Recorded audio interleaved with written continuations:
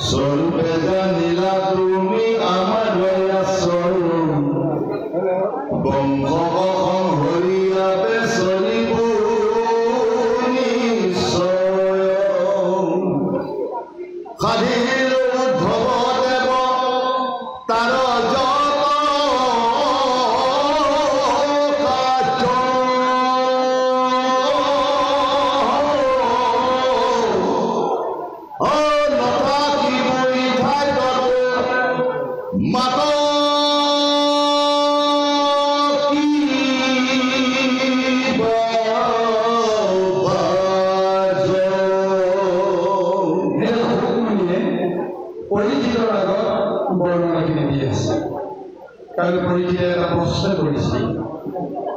জগদীশ্বৰ প্ৰভু ভগৱন্ত কৃষ্ণ তেওঁ এই সংসাৰলৈ আহিল আৰু তেওঁ কি কৰিলে যিটো বংশত জন্মগ্ৰহণ কৰিলে সেই বংশৰ শ্ৰীবৃদ্ধি হোৱালে আৰু জীৱনৰ অন্তিম মুহূৰ্তত তেওঁ বংশটো ধ্বংস কৰি তেওঁ বৈকুণ্ঠলৈ গুচি গ'ল। ইয়াৰ অৰ্থটো কি? নিজৰ বংশক শ্ৰীবৃদ্ধি কৰা আৰু নিজৰ বংশক নিজেই ধ্বংস কৰা। এই পাৰমাৰ্থিক ৰহস্যটো বুজাটো ইমান সহজ নহয়, গতিকে এই কথাটো মোক বুজাব লাগে। আৰু এই বুজালে ইমান দিনে কৃষ্ণক বুজিব পৰা নাছিল, হয়তো জীৱনৰ অন্তিম মুহূৰ্তত কৃষ্ণক যেনেকৈ বুজিব লাগে তেনেকৈ তেওঁ বুজিবলৈ সক্ষম হৈছে। যাৰ ফলত এতিয়া সেই উদ্ধৱ যদি যদুবংশৰ এজন হয়, তথাপি ভগৱন্তে তেওঁক কি লীলাৰে যদুবংশৰ পৰা আঁতৰাবলৈ যত্ন কৰিছে, ই এটা ডাঙৰ হৈছে। যদি ঋষি খাব ডক্টৰ হ'ব লগা হয় যে এই পাষাণ টুকুৰাই যদুবংশৰ ধ্বংসৰ কাৰণ হ'ব, এই অভিশাপ সমস্ত যদুবংশৰ লোকসকলক নিশ্চয় পৰখিব লাগে। অকণমান ক'ব পাৰোঁ। আৰু লগতে আৰু এটা কথা কৈছে যে এই যদুবংশ এদিন পিতৃৰ অভিশাপৰ অভিশপ্ত হৈ থকা এটা বংশ, এই পিতৃৰ অভিশাপৰ অভিশপ্ত বংশত জন্মগ্ৰহণ কৰা উদ্ধৱ আজি প্ৰভু ভগৱন্তে কিয় এই সাপৰ লগত যেন যুক্ত কৰিব বিচৰা নাই, যাৰ ফলত সমস্ত যদুবংশক মাৰিবৰ কাৰণে উলিয়াই লৈ গৈছে, অথচ উদ্ধৱক কোনেও গম নোপোৱাকৈ তেওঁক এৰি থৈ যাব বিচাৰিছে। ইয়াৰ কিবা নিচিনা কিবা কাৰণ আছে। এই তত্ত্বখিনি বুজিবৰ কাৰণে পৰীক্ষিতে কষ্ট কৰি আছে আৰু ভোকমনি এটা উত্তৰটো দিবলৈ গৈ এই মহাসংবাদটো আলোচনা কৰিছে। এতিয়া এই উদ্ধৱে কান্দি কান্দি প্ৰভু ভগৱন্তৰ ওচৰত নিজৰ মনৰ ভাৱনাখিনি ব্যক্ত কৰি ব্যক্ত কৰাৰ পিছত কৃষ্ণই এতিয়া কি কৰিছে চাওক, তেওঁৰ দুই চৰণত তেওঁ ধৰি ইনাই বিনাই তেওঁ কান্দি কান্দি কথাবিলাক ব্যক্ত কৰিছে আৰু কৃষ্ণই তেওঁ অবাক হৈ তেওঁৰ ফালে চাই আছে, তেওঁ মনতো দুখ লাগিছে। এতিয়া কোনো কাৰণতে উদ্ধৱক তেওঁ বাধা দিব পৰা নাই। কিন্তু কিমান সময়, এটা সময়লৈকে কৃষ্ণই গোটেই কৰ্মখিনি তেওঁ সাধন কৰিবই লাগিব, উদ্ধৱৰ মন বুদ্ধি চিত্তটো শান্ত কৰিবই লাগিব। সেইকাৰণে তেওঁ নিজেই উদ্ধৱৰ দুখ দেখা পায় এনেকুৱা এটা বৰ্ণনা ভাগৱতে দিছে, কৃষ্ণৰ হৃদয় চঞ্চলীয়া হৈ গৈছে, চকুৰ পানীৰে বাটনে দেখা হৈ গৈছে। কাৰণ কিয় তেওঁৰ দুখ লাগিছে? তেওঁৰ ভক্তৰ উদ্ধৱৰ মনৰ দুখ দেখা পায় ভগৱন্তেও কেতিয়াও শান্তি থাকিব নোৱাৰে।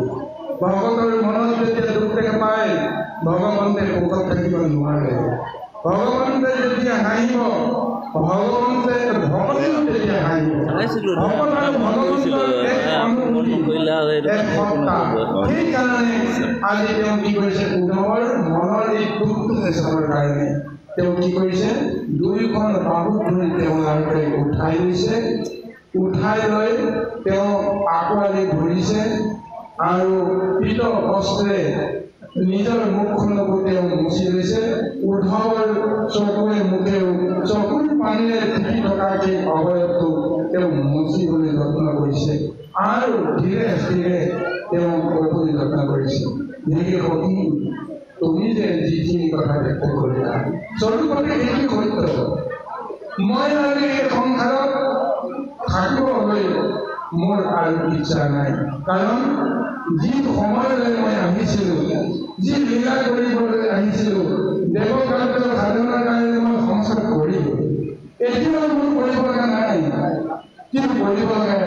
আছে কাৰণ যিটো বংশক এৰি থৈ মই যাম এই বংশটোৱে কি কৰিব গতিকে এই বংশটোকো মই যিমান নহয় কিবা এটা গছ লগাই মই এই ধৰাধামৰ পৰা গুচি যাম যিটো কথা তুমি এতিয়া আত্মজ্ঞানেৰে তুমি বুজিব পাৰিছা সেইটো কিন্তু সত্য যে মই এওঁলোকক মাৰিবলৈ নিছোঁ আৰু সমস্তকে ধ্বংস কৰি মই এই সংসাৰৰ পৰা গুচি যাম এই কথাটো তুমি যেনেকৈ বুজিছা সেইটো সত্য কিন্তু ইয়াৰ লগতে আৰু কেইটামান কঠোৰ সিদ্ধান্ত আছে তুমি সেইকেইটা লাগিব পৰৱৰ্তী কথা নিশ্চয় বিষয়খন উল্লেখ কৰিব আমি সেইটো নিশ্চয় আলোচনা কৰিম মই প্ৰভুজনে কিবা এটা কম বুলি ভাবিছোঁ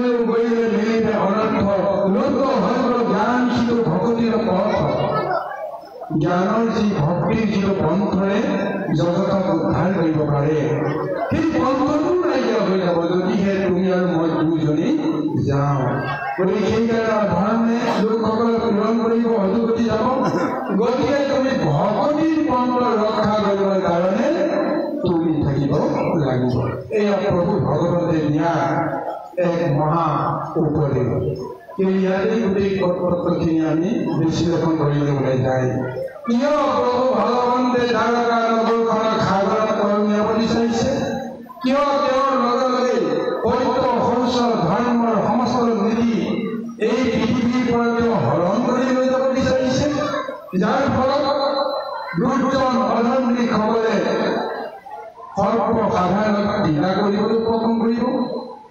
ইয়াৰতো নিশ্চয় কিবা এটা তাৎপৰ্য আছে, নাই জানো? চাওক গুৰুসকল, মই এখন গৃহত মই আজি ধৰ্ম কৰিছোঁ, আচৰণ কৰি আছোঁ, মই সত্য ধৰ্ম ৰক্ষা কৰি যিটো আচৰণ কৰিছোঁ তাই ক্ৰিয়া চলি আছে, ক'ত মোৰ ঘৰখনত চলি আছে।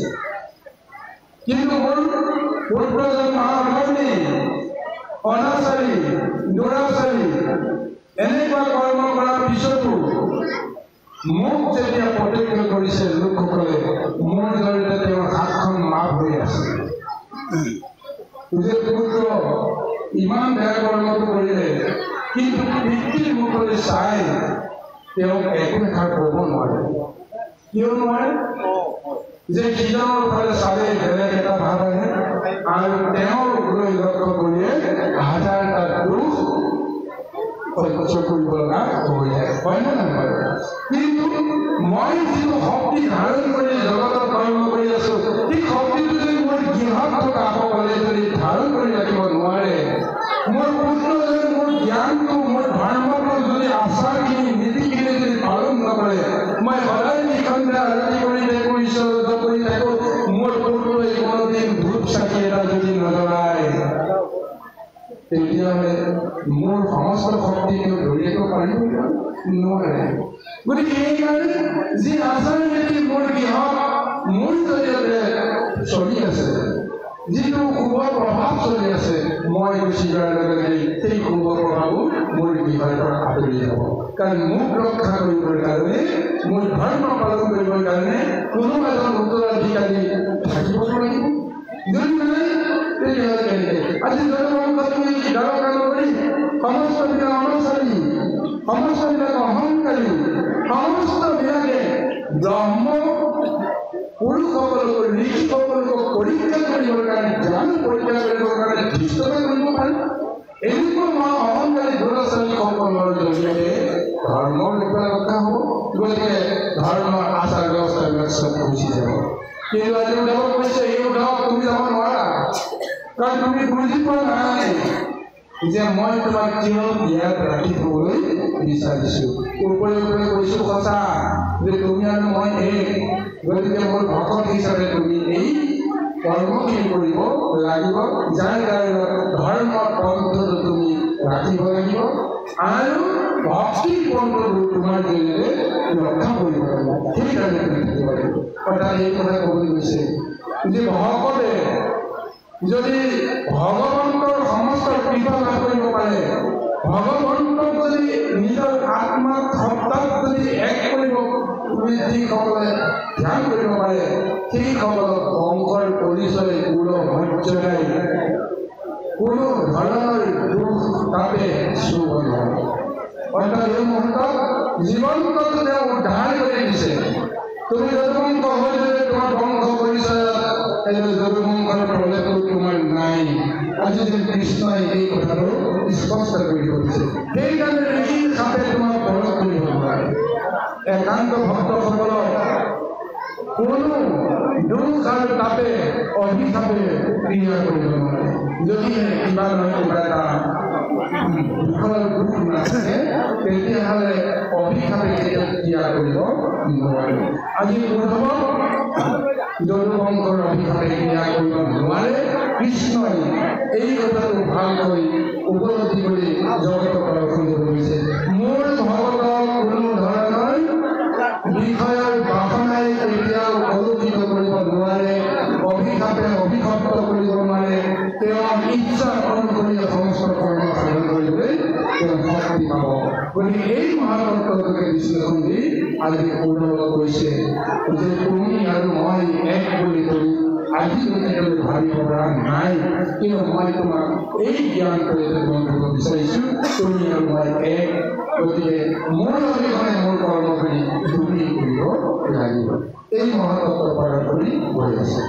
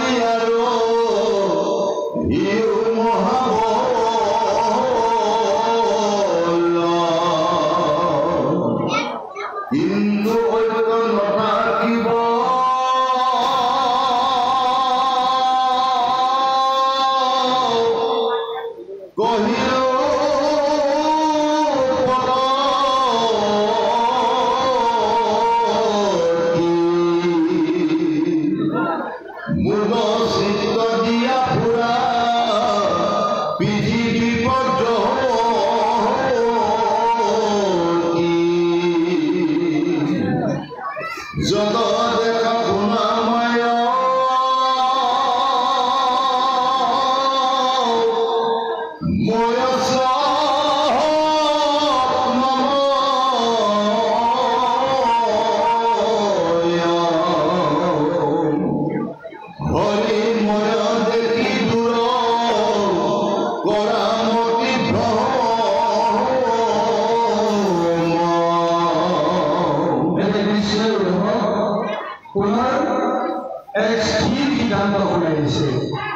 যে মুহুর বছর তুমি শ্রবণ কীর্তন প্রবর্তন রাখ তুমি যে মোর শেষ উপদেশ তুমি মোর বচন মোর বাক্য তুমি কেতিয়াও ত্যাগ নকৰিবা আৰু মোৰ গুণনাম শ্ৰবণ কীৰ্তন কৰি তুমি জগতক প্ৰৱৰ্তন কৰিব লাগিব আৰু এই পন্থ কৰিলে তুমি ভগৱতীৰ সাধন কৰিব পাৰিবা যদি তুমি ভগৱতী সাধন কৰিব নোৱাৰা তেতিয়াহ'লে তুমি ৰথলৈ যাব লাগিব অৰ্থাৎ তেওঁ কি বুলি কৈছে যদুবংশৰ লোকসকলক য'ত তোমাৰ স্বয়ং প্ৰভু ভগৱন্ত ঈশ্বৰ কৃষ্ণ জগতৰ আধাৰ যি ব্ৰহ্মত মই আজি জন্ম গ্ৰহণ কৰি কৰ্ম কৰি আছো অথচ এই ব্ৰহ্মৰ লোকসকলে মোক বুজিব নোৱাৰিলে কাৰণে মোক ভজিব নোৱাৰিলে কাৰণে তেওঁলোকে ভগৱতীৰ পন্থটো কেতিয়াও বুজিব নোৱাৰিলে গতিকে ভগৱতী বিহীন কৰ্মৰ জৰিয়তে কি হ'ব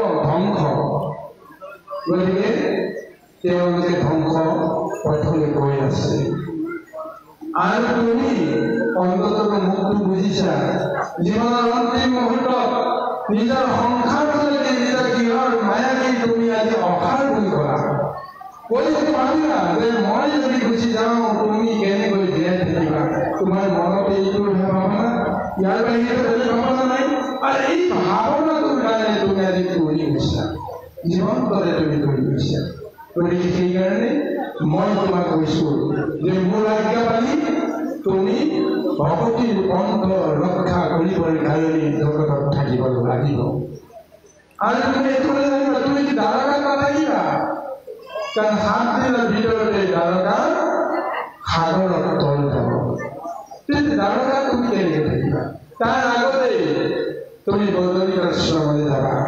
বদৰিকাশ্ৰমে হৈছে শেষ আশ্ৰয় সমস্ত জগতৰ যিসকল মহাভক্ত ভক্তসকলৰ সংসাৰৰ মায়াৰ পৰা যেতিয়া তেওঁলোকে পৰিত্ৰাণ পোৱাৰ ব্যৱস্থা কৰে জীৱনৰ পৰা মুক্তি নোহোৱালৈকে বদৰিকাশ্ৰমতে তেওঁলোকে আশ্ৰয় পালে প্ৰভু ভগৱন্তে 4টা যুগত 4খন ধাম তেওঁ নিজৰ কাৰণে সৃষ্টি কৰিছিল সেই 4 যুগত 4 ধাম সত্য যুগত যি ধাম তেওঁ তৈয়াৰ কৰিছিল সেই ধামৰ নাম হৈছে বদৰিকাশ্ৰম ত্ৰেতা যুগত যি ধাম তেওঁ তৈয়াৰ কৰিছিল নিজৰ কাৰণে সেই ধামখন হৈছে ৰামেশ্বৰ দ্বাপৰ যুগত যি ধাম তেওঁ তৈয়াৰ কৰিছিল নিজৰ কাৰণে সেয়া হৈছে দ্বাৰকা ধাম আৰু কলি যুগৰ নৰসকলৰ কাৰণে তেওঁ যি ধামত তেওঁ আশ্ৰয় গ্ৰহণ কৰি আছে সেই ধাম হৈছে জগন্নাথ ধাম গতিকে এই 4 ধাম প্ৰভু ভগৱন্তৰ কৰ্মভূমি আধ্যাত্মিক তত্ত্বৰে প্ৰভু ভগৱন্তে এই 4টা ধামত সদায় তেওঁ কৰ্ম কৰি আছে গতিকে সত্য যুগত প্ৰতিষ্ঠা কৰা দ্বাৰকা এই আপোনাৰ বদৰিকাশ্ৰমত ত্ৰেতা যুগত ৰামেশ্বৰমত দ্বাপৰত দ্বাৰকা আৰু কলি জগন্নাথ এই 4 আশ্ৰমৰ কথা কৈছে এইকাৰণে এই সংসাৰৰ বিষয়ে তোমাৰ কোনো কৰ্ম নাই গতিকে তুমি মায়াময় সংসাৰৰ পৰা ত্যাগ কৰি তুমি বদৰিকাশ্ৰমতে তুমি আশ্ৰয় গ্ৰহণ কৰিবা আৰু তাৰ জৰিয়তে সমস্ত জগত তুমি পৰ্যটন কৰিবা সেই পৰ্যটন কৰিলে কি হ'ব জগতৰে থাকিব তোমাৰ লগত জগতৰ সম্বন্ধ নাথাকে গতিকে সেইকাৰণে কৈছে ঐক্য নাথাকিবা অহিল প্ৰগতি মূল চিত্ৰ দিয়া পুৰা পৃথিৱী পদ্ধতি জগত একা শুনা মায়া মই স্বপ্ন সম হৰিময় দেখি গ'ল কৰা মতি ভ্ৰম সমস্ত জগতত তুমি হৰিময় দেখিবৰ কাৰণে প্ৰাৰ্থনা কৰিবা গতিকে তাতে কৈছে জ্ঞান কৰ্ম ভগৱতী কহিম কৰি ভেদ ভগৱতী পৰম পন্থ দিও কৰিছে ভগৱতীৰ সেই পন্থ জগত কৰিব কাৰণে এই পৰিচয়টো মই তোমাক দিলোঁ ইয়াত কৰি আৰু উত্তম ভকতিৰ ব্যৱস্থাটো নাই গুৰুসকল তেওঁলোকে গ'ল জগতৰ লোকসকল বা অধমে প্ৰেৰণ কৰে কৰক কিন্তু দ্বাৰকাখন সাগৰত ডুবাই থব লাগে এইটোৱে গ'লে কি অসুবিধা হ'ব কিন্তু প্ৰভু ভগৱানে কৈছে নহয় দ্বাৰকাখন আচলতে দ্বাৰকা বুলি এখন সাধাৰণ নগৰ বা এখন ঠাই বুলি গণ্য কৰি নহ'ব মই যদি বৈকুণ্ঠপতি হওঁ ভগৱান য'ত থাকিব বৈকুণ্ঠ য'ত থাকিব হয়নে নহয় গতিকে আজি এই দাপৰৰ তেওঁ যে পূৰ্ণ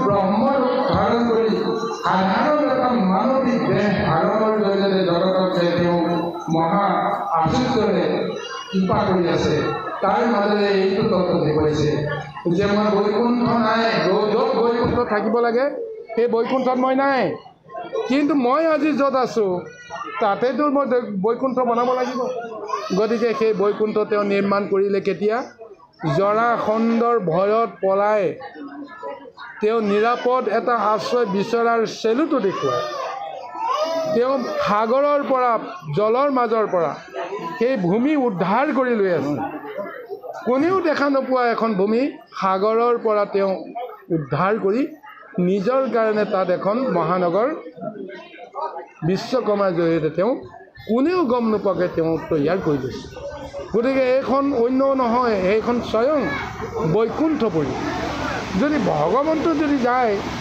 বৈকুণ্ঠখন কাক এৰি থৈ যাব গতিকে প্ৰভু ভগৱন্তে বৈকুণ্ঠকো লগতে লৈ যাব সেই তত্ত্বৰেহে দ্বাৰকাক সাগৰৰ পৰা উদ্ধাৰ কৰিছে আৰু তেওঁ যোৱাৰ পিছত আকৌ সাগৰৰ তলিৰে তাক নিমজ্জিত কৰি তেওঁ থৈ যাব বিচাৰে জগতৰ লোকসকলৰ কাৰণে দ্বাৰকা হ'ব নোৱাৰে কৃষ্ণৰ কাৰণে কৃষ্ণ থকালৈকে কৃষ্ণই যাক যাক ভাল পায় তাক লগত ৰাখিছে দ্বাৰকা যাক যাক কৃষ্ণই ভাল পাব নোৱাৰে দ্বাৰকাক তেওঁ স্থান দিয়া নাই এনেদৰে তেওঁ পাৰমাৰ্থিক লীলা কৰি আছে এই দ্বাৰকাত প্ৰকৃতপক্ষে বৈকুণ্ঠৰো তেওঁ নাই বৈকুণ্ঠ নাই কিন্তু এই মুহূৰ্ততে দ্বাৰকাতে তেওঁ বৈকুণ্ঠ আহি তেওঁ নিজৰ কৰ্ম সাধন কৰিছে ধেমালি কথা নাই কোন কৌশালখন ৰজা আছে কোন ইন্দ্ৰ উগ্ৰসেনৰ প্ৰতিটো সিদ্ধান্ত অনুসৰি ৰাজ্যখন শাসন কৰে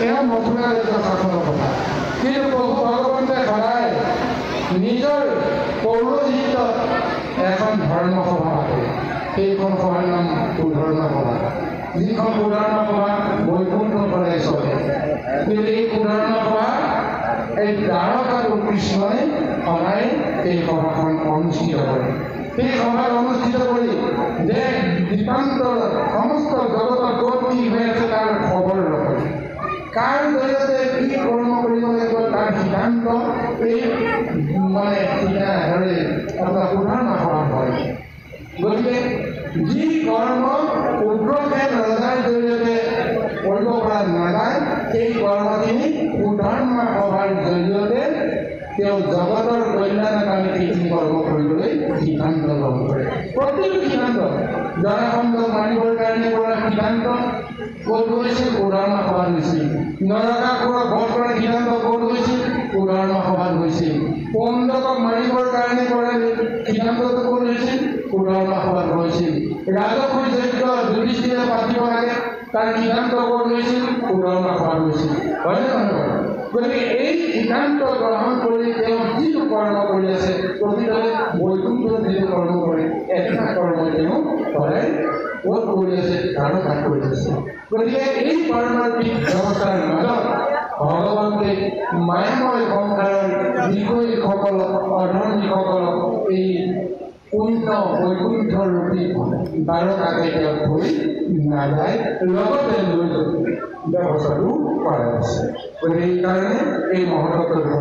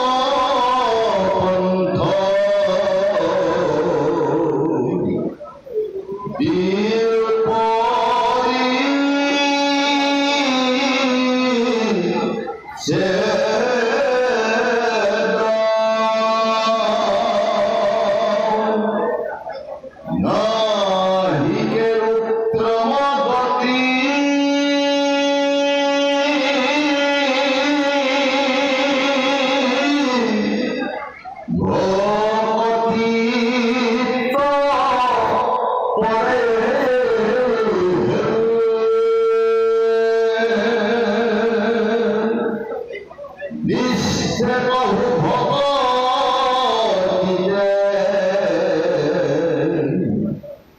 মোৰ কবচ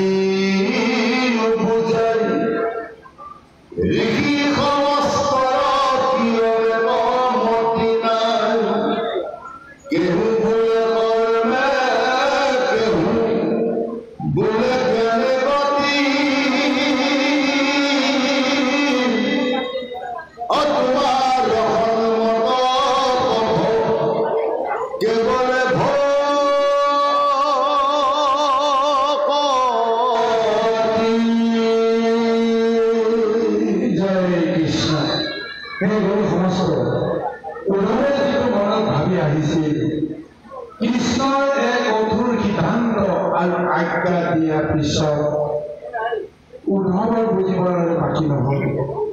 কিন্তু মই আচলতে মনতে ভাবিছিলোঁ মোৰ মতে কৰ্ম নহ'ব, কাৰণ মোৰ এটাই বাঞ্ছা আছিল, যদি তেওঁ বৈকুণ্ঠলৈ গুচি যায়, যোৱাটো যদি খাটাং হয় মোকো তেওঁৰ লগতে লৈ যাব, আৰু যদি মই থাকিব লাগে তেতিয়াহ'লে তেওঁ মোৰ লগতে এই সংসাৰতে থাকিব লাগিব। এতিয়া তেওঁ বুজিলে যে মোৰ কোনো আশা পূৰণ নহ'ব, কৃষ্ণৰ সিদ্ধান্তই চূড়ান্ত সিদ্ধান্ত হ'ব, তেওঁ গুচি যাব, মই থাকিব লাগিব। তেওঁ যদি জ্ঞান দিছে যে ভগৱতীৰ পন্থ মই প্ৰচাৰ কৰিব লাগিব, এতিয়া তেওঁৰ মনত এটা শংকা জাগিছে, কৃষ্ণৰ কথামতে আজ্ঞামতে মই জানো ভগৱতীৰ পন্থটো কঠোৰ ৰূপত জগতক প্ৰদান কৰিব পাৰিম? মোৰে যেনে ভ্ৰম হৈ আছে, মোৰে জ্ঞানৰ ভ্ৰম হৈ আছে। গতিকে সেইকাৰণে তেওঁ ঘৰত মাতেৰে কৈছে যে হে প্ৰাণবন্ধু মোকো বুলিও বুজাই, ঋষি সমস্ত কেৱল একমতি নাই, কেহু বোলে কৰ্ণে কেহু বোলে জ্ঞানে গতি, তোমাৰ সন্মত পথ কেৱলে ভকতি। এতিয়া মই যিখন সংসাৰত তোমাৰ ভকতি তত্বৰ কথা কওঁ, সেইখন সংসাৰত ঋষি মুনিসকলে সাধু সন্ত মহন্তসকলে তেওঁলোকেতো জ্ঞান কৰ্মৰ পন্থেৰে ভকতিৰ আচৰণ তেওঁলোকৰ জৰিয়তেতো সাধন হৈ আছে, কিন্তু তেওঁলোকে যিখিনি জ্ঞান তত্বৰে জগতক বুজাবলৈ যত্ন কৰিছে, কোনোবা এজনে কয় জ্ঞানেই শ্ৰেষ্ঠ, কোনোবা এজনে কয় নহয় কৰ্মহে শ্ৰেষ্ঠ। এতিয়া তুমি কৰিছা ভকতিহে আচৰণ সত্য। এতিয়া মোৰতো ভ্ৰম হৈ গৈছে, মই ঋষি মুনিসকলক কেনেকৈ বুজাম যে কৰ্মই গতি দিব নোৱাৰে, জ্ঞানে গতি দিব নোৱাৰে, যদি তাৰ আচল তত্ত্বটো বুজি নাপাওঁ যে জ্ঞান কৰ্মৰ লগত ভকতিৰ কি সম্বন্ধ। এই সম্বন্ধটো যিসকলে বুজি নাপায় কাৰণে ভ্ৰম হয়। কিন্তু এতিয়া মই সংসাৰৰ এই ভ্ৰম মই কেনেকৈ দূৰ কৰিম? মইতো নিজেই ভ্ৰমিত হৈ আছো। এতিয়া তিনিজনে তিনিটা কথা ক'লে, এতিয়া মই কোনটো খাৰ কৰি ল'ম? ঋষি সমস্ত কথা মই ওলাই কৰিব নোৱাৰো। জ্ঞানে কৰ্মৰ যিসকলে যিটো ধৰ্ম কৰি আছে তাকো মই ওলাই কৰিব নোৱাৰো। তুমি কোৱা এই ভগৱতীৰ ব্যৱস্থাটোকো মই কেতিয়াও মান কৰিব নোৱাৰো। গতিকে সেই প্ৰভু, এতিয়া মই আচলতে কোনটো পন্থ শুদ্ধৰূপে গ্ৰহণ কৰি মোক তুমি বুজাই দিব লাগিব। অৰ্থাৎ ময়ো এতিয়া বৰ্তমান অজ্ঞানত আছো কাৰণে মই বুজিব পৰা নাই। পৰম গুৰু ভগৱন্ত তুমি মোৰ গুৰু, যে তুমি মোৰ অজ্ঞানতাখিনি দূৰ কৰিব লাগিব। তেতিয়াহে তুমি বিচৰা ধৰণেৰে মই হয়তো ভগৱতীৰ কৰ্মখিনি নিশ্চিত কৰিব পাৰিম। এইদৰে কৃষ্ণৰ ওচৰত তেওঁ টুকা-টুকি মাতেৰে নিবেদন কৰিছে। আহক ইয়াৰ পিছৰ বাক্যলৈকে আগবঢ়া।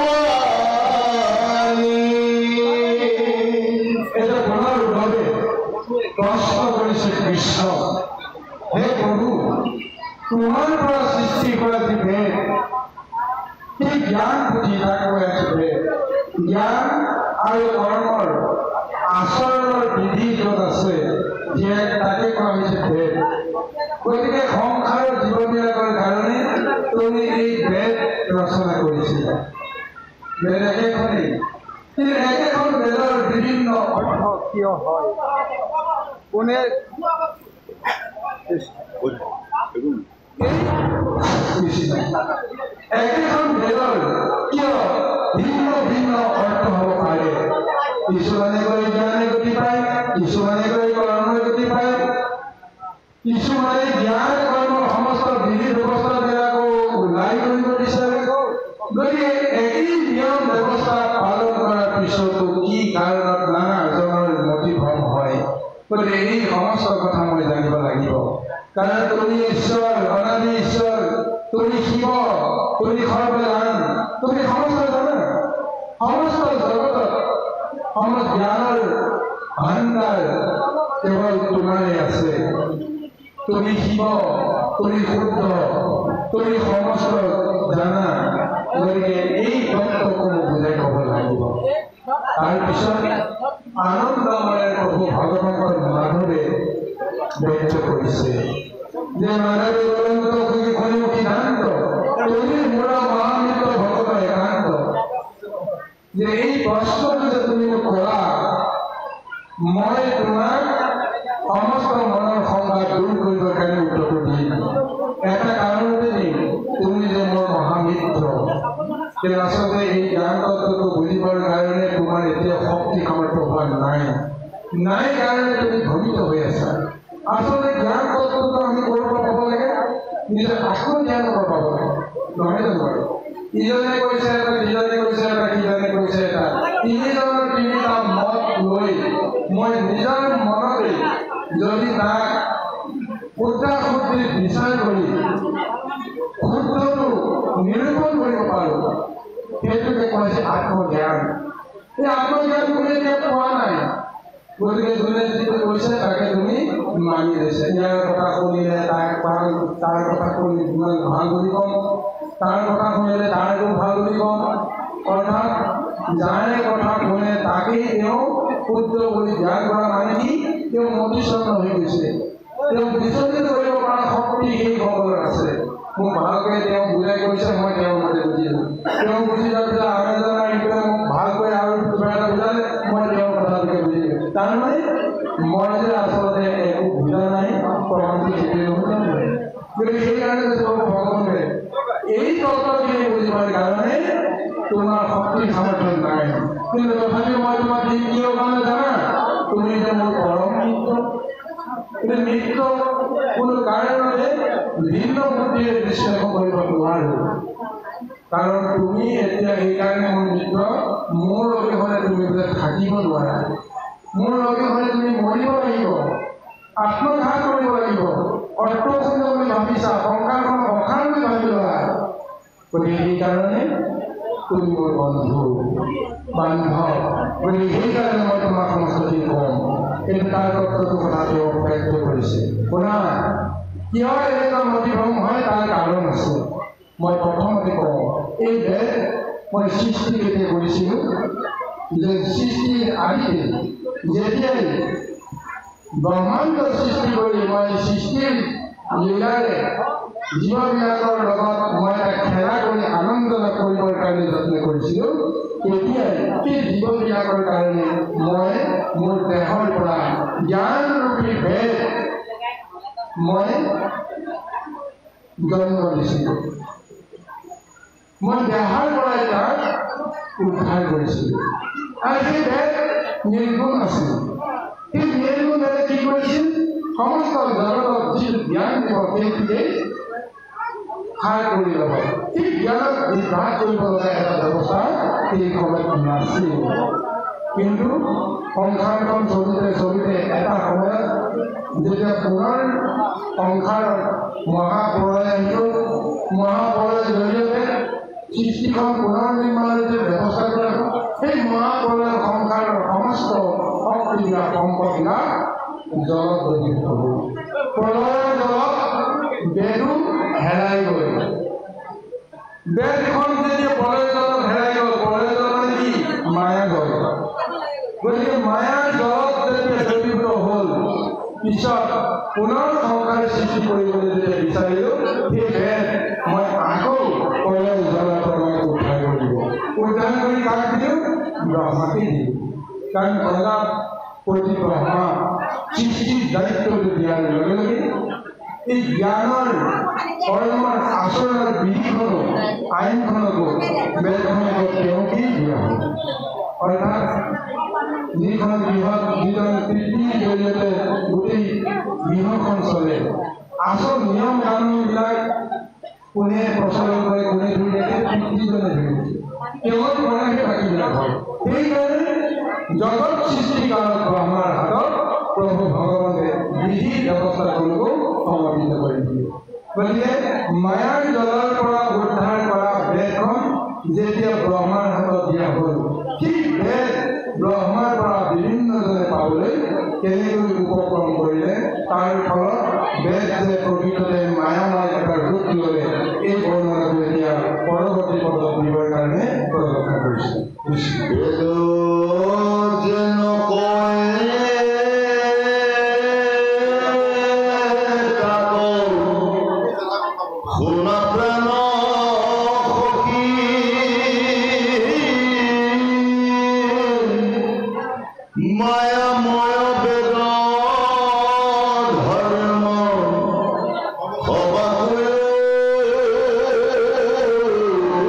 Be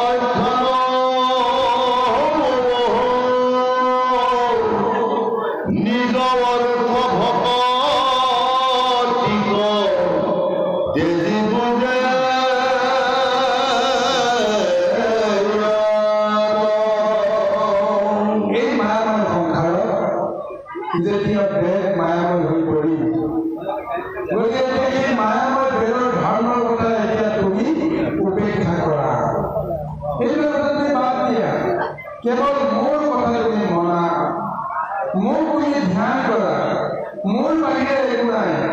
কাৰণ বেদৰ মূল যিটো জ্ঞান, সেই জ্ঞানটো কাৰ? মোৰেই জ্ঞান।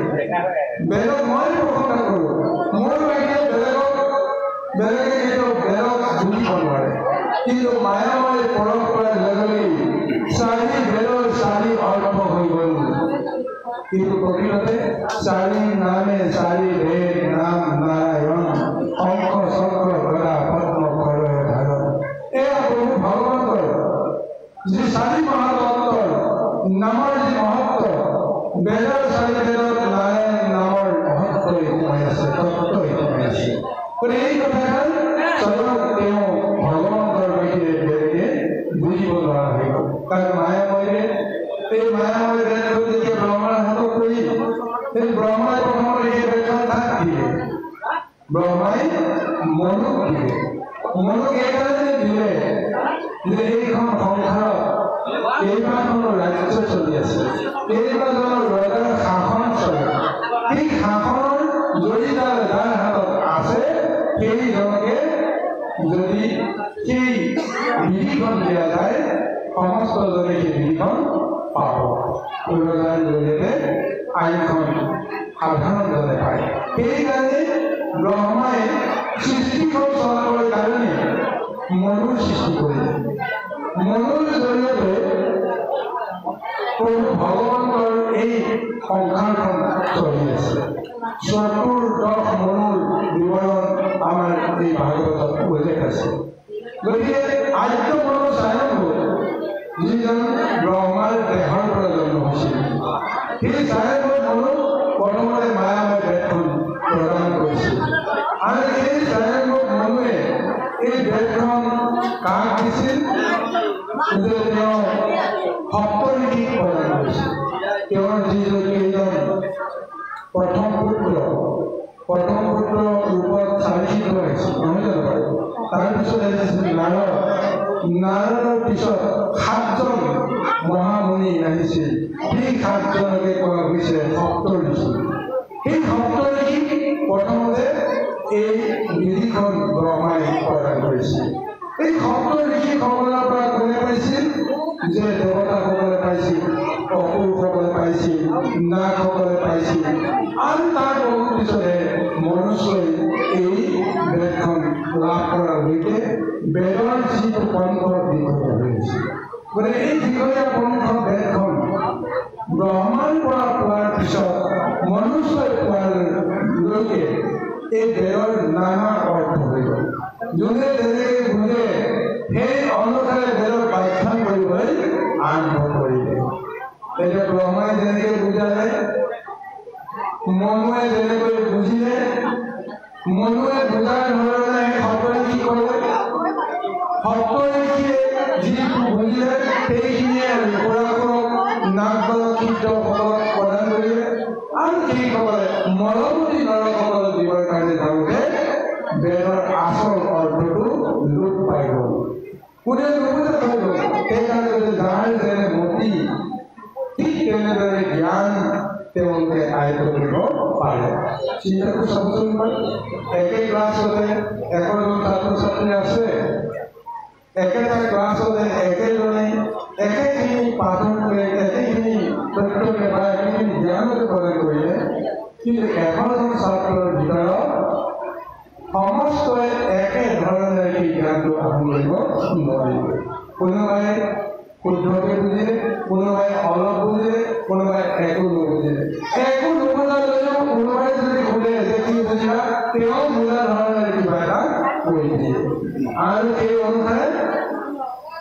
তেওঁ এটা বেলেগ এটা মানে ৰাস্তা এটা প্ৰদান কৰিছে। গতিকে সেইকাৰণে মায়াময় বেদক আশ্ৰয় কৰি কোনো কাৰণতে জীৱই কৰিব নোৱাৰে। আজি সেইকাৰণে কৈছে এই মায়াময় বেদক লৈ তুমি এতিয়া চিন্তা কৰাৰ কোনো প্ৰয়োজন নাই, মোৰ ভ্ৰমৰ প্ৰয়োজন নাই। কিন্তু এই মায়াময় বেদ কিয় তাৰ তত্ত্বটো তোমাক ক'লো, যাৰ যেনে জ্ঞান বুদ্ধি সেই অনুসাৰেহে তাৰ তত্ত্বটো বুজিব পাৰে। আহক ইয়াৰ পিছৰ